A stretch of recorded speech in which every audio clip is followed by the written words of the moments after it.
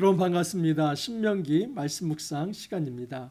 하나님의 정의가 이 땅에서 온전히 성취될 수 있기를 간절히 소망합니다. 하나님의 정의는 죄 지은 자에 대해서 징벌하는 것입니다. 하나님께서는 죄에 대해서 결코 관과하고 또는 덮어놓고 그냥 넘어가지 않습니다. 여러분, 동해보상법이 있죠. 이에는 이, 눈에는 눈, 그리고 생명에는 생명. 어떤 사람이 누군가의 생명을 앗아갔다면 그 생명을 앗아간 사람의 생명도 하나님께서 취하시겠다 하는 것입니다. 그러므로 하나님의 정의 안에 인과응보적 요소가 있습니다. 반드시 죄 지은 자를 찾아서 그 죄 지은 자에 대해서 응벌, 책임을 묻는 것, 이것이 하나님의 정의입니다. 하지만 여러분, 한 가지 기억할 것이 있습니다. 하나님의 이 정의가 단순 기계적인 인과응보는 아니다 하는 것입니다. 그 한 사례가 과실치사 경우였습니다. 어떤 사람이 벌목을 합니다. 그런데 그냥 자기가 의도치 않은 것입니다. 자기 의도와 상관없이 도끼자루에서 빠져가지고 누군가를 이제 칩니다. 그래서 이제 생명을 앗아갑니다. 그러면 여러분, 이 사람은 소위 오늘날 과실치사입니다. 죽일 의도는 없었지만 자기의 이 실수로 인해서 누군가의 생명을 앗아갔다. 예를 들어서 여러분, 교통사고 같은 경우 되게 아주 그 대표적인 과실치사이겠지요.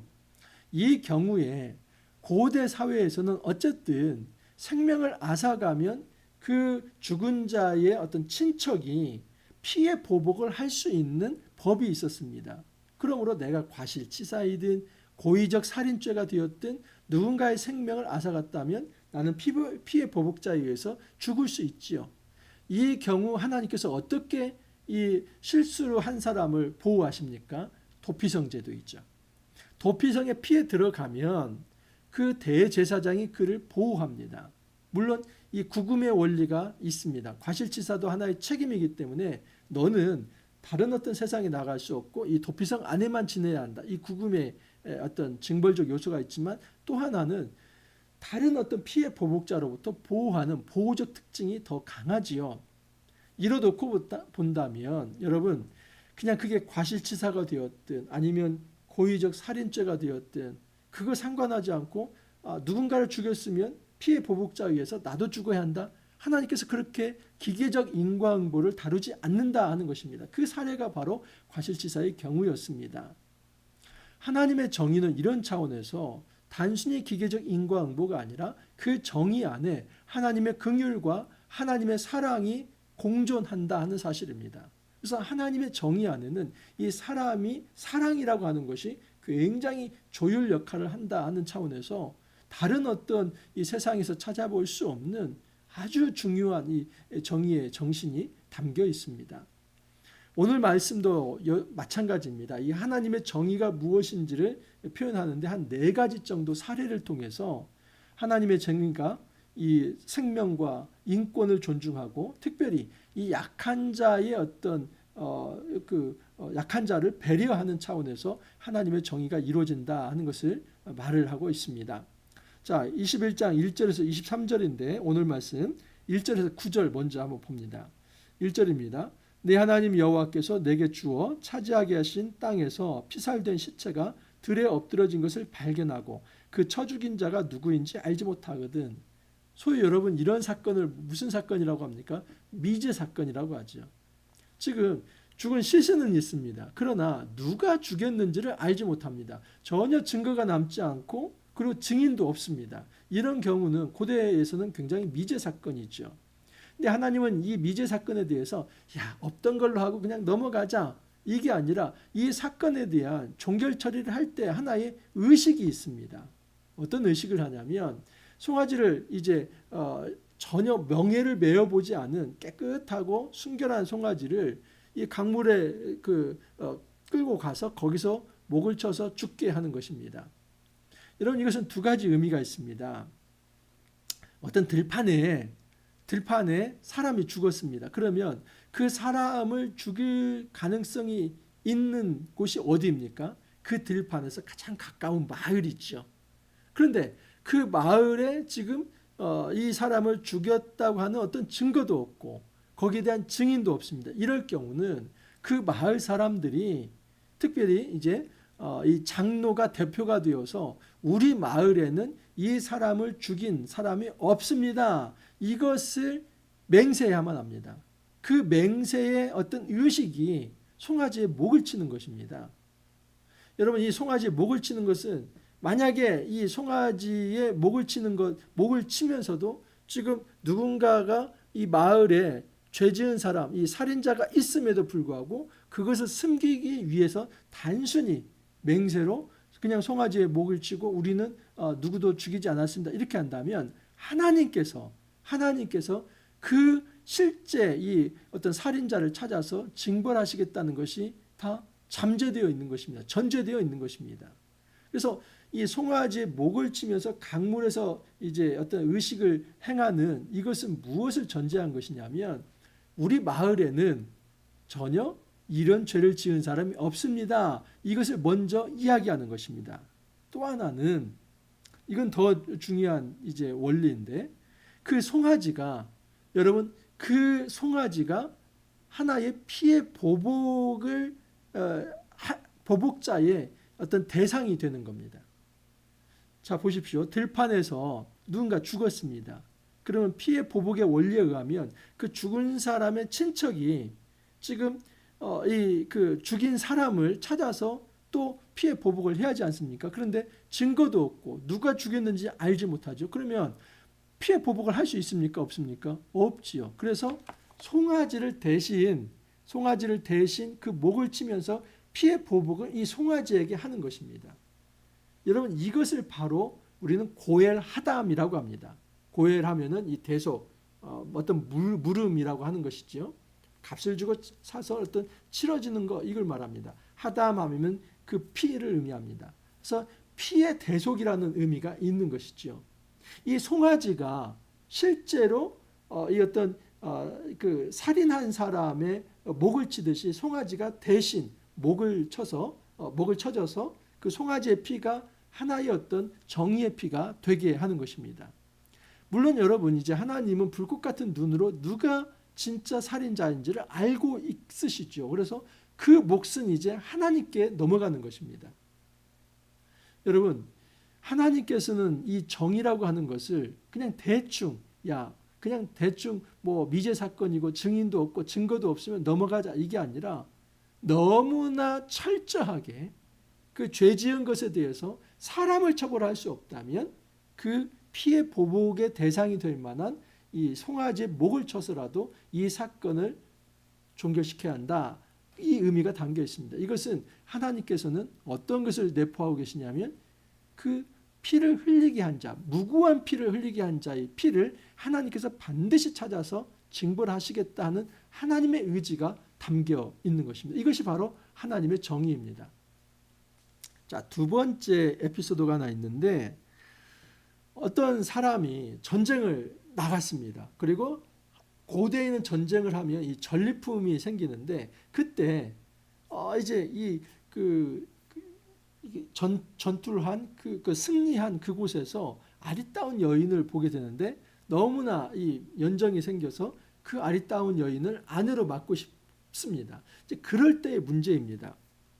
자, 10절 이하를 보면 네가 나가서 적군과 싸울 때에 내 하나님 여호와께서 그들을 내 손에 넘기심으로 내가 그들을 사로잡은 후에 네가 만일 그 포로 중에 아리따운 여자를 보고 그에게 연연하여 아내를 삼고자 하거든. 그래서 지금 여기에서는 이방 결혼을 완전히 그냥 불법으로 하나님께서 말씀하시는 게 아니라 이방 결혼을 할 수 있다는 전제가 지금 깔려 있습니다.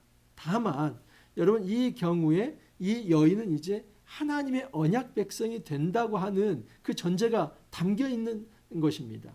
그래서 이제 그 전쟁을 하러 나갔는데 그 전리품의 일부가 된 그 포로민 중에 하나, 그러나 단지 어떤 포로민 종으로 생각하는 게 아니라 아내로 맞아들이고 싶다면 그렇게 할 수 있다는 겁니다. 다만 여기에서 그 여인에 대한 배려가 필요합니다. 그를 내 집으로 데려갈 것이요 그는 그 머리를 밀고 손톱을 베고, 여기 그는은 그녀입니다. 그녀는 그는 그녀의 머리를 밀고 손톱을 베고 그럽니다. 그래서 그녀가 새 출발을 할 수 있도록 의식을 치러주는 겁니다. 또한 또 포로의 의복을 벗고 내 집에 살며 그 부모를 위하여 한 달 동안 애곡한 후에 내가 그에게로 들어가서 그의 남편이 되고 그는 내 아내가 될 것이며. 그래서 이 여인이 자기의 이제 어떤 아버지가 만약에 전쟁 중에 죽었다면 충분히 애곡할 수 있는 시간까지도 줘야 한다 하는 것입니다. 그러니까 여러분, 이 고대 사회에서 그냥 포로 중에 한 여인을 겁탈할 수도 있고 강간할 수도 있고 그러다가 그냥 버릴 수도 있는 그런 상황인데, 전혀 그렇게 해서는 안 되고, 만약에 취하고 싶다면 정식 아내로 받아들여야 하는데, 더 이상 이 여인을 종 취급하지 말고 아내로 정중히 받아들이되 그 아내의 인권과 또 아내가 지금 슬픈 마음이 있다면 그것을 위로할 수 있고 또 애곡할 수 있는 그 기간까지도 배려해 줘야만 한다 하는 것입니다. 이 여성에 대한 인권과 또 이 생명 존중 사상이 담겨 있다라고 볼 수 있습니다. 자, 세 번째, 이 장자의 고난인데, 고대는 일부 다처제입니다. 그런데 어떤 사람이 더 사랑하는 여인이 있고 좀 덜 사랑하는 여인이 있습니다. 근데 덜 사랑하는 여인에게서 장자가 나왔고, 이제 더 사랑하는 이 여인에게서는 이 차자가 나왔습니다. 그런데 어떤 사람이 내가 더 사랑하는 이 아내가 낳은 아들이 차자이지만 이 아들을 내가 장자로 삼고 그리고 이제 유산의 두 몫을 여기에 줘야겠다. 이렇게 하면 성경은 이건 아니라는 겁니다.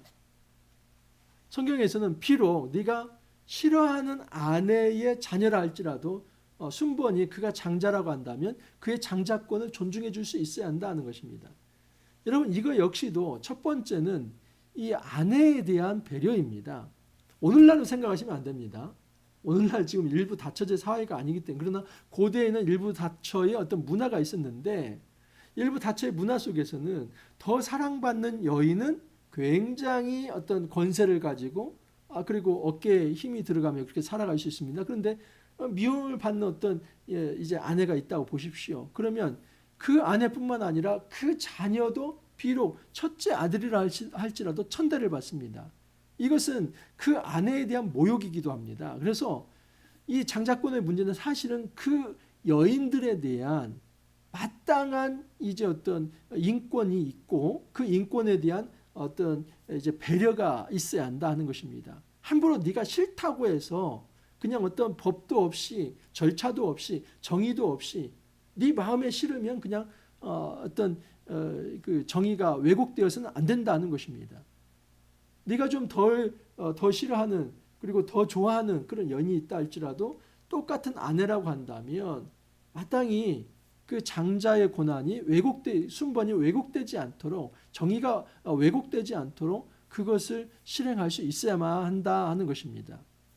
자, 마지막, 이제 어떤 한 사람이 자녀가 있습니다. 근데 이 자녀가 부모 앞에 굉장히 불순종하고 패역한 사람입니다. 어느 정도냐면 완악하고 패역하여 부모의 말을 듣지 않고 방탕하며 술에 잠긴 자입니다. 근데 이것을 이제 부모가 더 참다 못해서 유대 사회에 이 어떤 공동체 이야기를 하면 그를 돌로 쳐 죽이라고 얘기합니다. 목사님 너무 심한데요? 어떻게 부모에게 조금 함부로 했다고 해서 돌로 칩니까? 오늘날의 방식은 아니죠. 여러분, 오늘날의 어떤 부모에 대한 어떤 공경 이런 차원이 아니라 고대, 특별히 이스라엘 사회에서는 신정국가이고, 여러분 이 레위기 19장의 3절 이하를 보면은 부모를 경외하라고 얘기합니다. 이 야레라고 하는 히브리어는 하나님을 경외하라고 할 때 쓴 용어입니다. 그만큼 부모는 하나님의 권위를 가지고 대리 통치할 수 있는 자, 가정의 이 부모라고 하는 존재는 하나님 말씀을 통해서 이 자녀를 대리 통치하는 존재입니다. 그러므로 부모의 말을 듣지 않는 것은 하나님 말씀을 듣지 않는 것이고, 부모를 욕하는 것은 하나님을 욕하는 것입니다. 유대 사회에서 이 신정 통치의 이 교육과 체벌과 그리고 어떤 모든 이 어떤 말씀의 어떤 전수가 이 부모에게 있기 때문에 그 부모의 권위를 높인 것입니다. 오늘날 이 부모는 그 당시 고대사회에 학교가 있지 않지 않습니까? 모든 교육이 부모에게 이루어집니다. 그래서 하나님은 굉장히 중요한 이 어떤 권한을 부모에게 줬던 것입니다. 그래서 어떤 패역한 아들이 그냥 이 부모의 권위를 무시하면서 부모를 학대하고 그리고 패역하게 술 취하고 방탕하면서 이 부모를 폭력적으로 괴롭히거나 하는 이런 일들이 있다면 마땅히 여기에 대해서도 징벌하라 하는 것입니다. 자, 그리고 그 유명한 21장 23절에 보면은 나무에 달린 자마다 다 하나님의 저주를 받았기 때문에 밤새도록 그 시체를 걸어놓지는 말라. 마지막 죽은 시신에까지도 그리고 그 집안에게까지도 하나님은 배려의 말씀을 주시는 겁니다. 어떤 죄에 대해서 징벌은 하지만 이것이 더 이상 수치와 모욕을 주는 방식으로는 안 된다는 것을 분명히 말씀을 하는 것입니다. 여러분, 하나님의 정의는 이처럼 참 오묘합니다. 세상에서는 이 단순 기계적인 인과응보를 추구할 때가 많습니다. 따져보지도 않고 그 원인에 대해서, 동기에 대해서 어떤 이제 순수한 마음이 있는지 또는 불순한 마음이 있는지 이거 따져보지도 않고 그냥 어떤 죄가 있다고 하면 거기에 대해서 아주 그냥 강력한 처벌만을 내세우는데, 여러분, 성경은 그렇게 이야기하지 않습니다.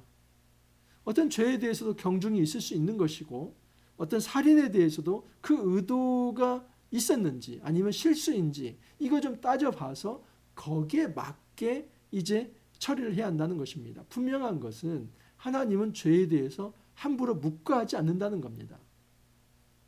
여러분, 미제 사건에서 누가 죽였는지 알지 못하는 그런 경우라 할지라도 하나님은 이 송아지를 대속의 고엘 하담이 되게 해서 이제 피해 보복자에 의해서 이제 그 어떤 살인자가 발견되지 않았다면 그 송아지 목을 쳐서라도 하나님의 공의가 이루어지게 해야 한다는 겁니다. 눈에 보이는 것은 이제 그 송아지의 목이 쳐지는 것이지만 하나님은 반드시 불꽃같은 눈으로 살인자를 찾아내서 심판하실 것입니다. 어떤 사람이 어떤 여인을 이제 전쟁 중에서 데려온다 한다면 더 이상 종으로 취급하지 말고 마땅히 대우받을 아내로 존중하면서 그 아내의 마음을 위로할 수도 있어야 하고 또 기다려줄 수도 있어야 하고 그렇게 여성의 인권을 존중해야 한다는 것을 고대의 신명기법에서 이야기를 합니다. 또한 어떤 이제 일부 다처 사회에서 그 어떤 좀 더 사랑하는 여인이 있고 미워하는 여인이 있다면 그것 때문에 이 장자의 권리가 뒤바뀌어져서는 안 된다. 나의 어떤 사심에 의해서 하나님의 정의가 왜곡되어서는 안 된다는 것을 이야기하고 한 집안의 이 부모의 권위가 하나님의 말씀의 통치를 대리하기 때문에 존중되어야 한다는 것. 이 죽은 자의 어떤 시신까지도 그것이 하나의 모욕의 수단이 되어서는 안 된다는 것을 주님께서 말씀을 하십니다. 이 땅에서 하나님의 정의는 반드시 이루어져야만 합니다. 그런 것에 대해서는 그르다, 옳은 것에 대해서는 옳다, 분명한 판단 기준, 이 말씀의 기준을 가지고 말할 수 있어야만 합니다. 하지만 이것이 단순한 기계적인 어떤 처벌이 되어서는 안 되고 하나님의 긍휼의 정신과 사랑의 정신이 바탕이 되어서 정말 이런 어떤 상황 가운데 억울한 사람이 없도록 살펴서 하나님의 정의가 이루어지게 해야 한다 하는 것입니다. 여러분, 반드시 피해 보복은 있습니다. 이것은 하나님의 정의는 실현된다는 겁니다. 무고한 피를 하나님께서는 결코 용납하지 않습니다.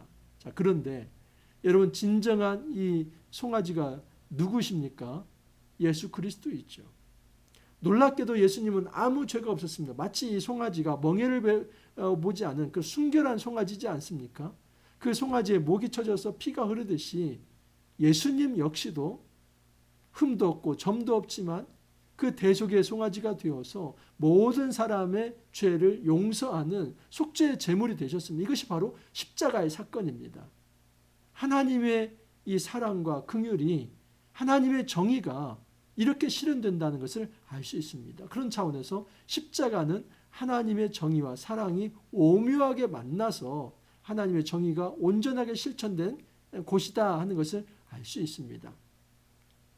여러분, 우리가 십자가의 정신을 받아들이면서 죄는 미워하되 또한 하나님의 긍휼의 정신에 따라서 이 하나님의 생명이 존중받고 약한 자가 배려받고 또 인권이 존중되는 이런 거룩한 사회를 우리가 함께 만들어 갈 수 있기를 간절히 소망합니다. 기도합니다. 주님 감사합니다. 저희들에게 하나님의 정의가 무엇인지 가르쳐 주시니 감사합니다. 한 생명과 인권을 존중하고 약한 자를 배려하라는 말씀을 주셨습니다. 이 땅에서 우리가 단순한 기계적 인과응보의 정신을 가지고 어떠한 사람을 죽이기 위해서 또 말씀을 악용하는 일이 없도록 주님 이끌어 주옵소서. 온전히 하나님의 긍휼의 정신과 사랑의 정신을 가지고 약한 자가 억울하지 않도록 하되 정말 하나님의 정의가 예수 그리스도의 그 십자가 안에서 성취되며 또 하나님의 사랑이 구현된 것처럼 우리 삶 속에서 정의와 사랑이 온전하게 균형 잡히게 이루어지도록 은혜 더하여 주옵소서. 주님 감사하옵고 예수님 이름으로 기도하옵나이다. 아멘. 여러분, 이 신명기법은 정말 고대 법에 그냥 치부될 수 없습니다. 오늘날에도 이 법정신이 너무나 중요하기 때문입니다. 사실 이런 법정신에 따라서 오늘날의 이 세상의 뭐 형법, 민법 다 이런 것들이 있습니다. 우리가 이 신명기법을 좀 더 깊이 묵상하면서 어떻게 날마다 하나님의 정의를 또 성취해 나갈 수 있을지, 적용해 갈 수 있을지 더 깊이 묵상할 수 있기를 바랍니다. 오늘 하루도 여러분 화이팅 하시고 또 내일 찾아뵙도록 하겠습니다. 감사합니다.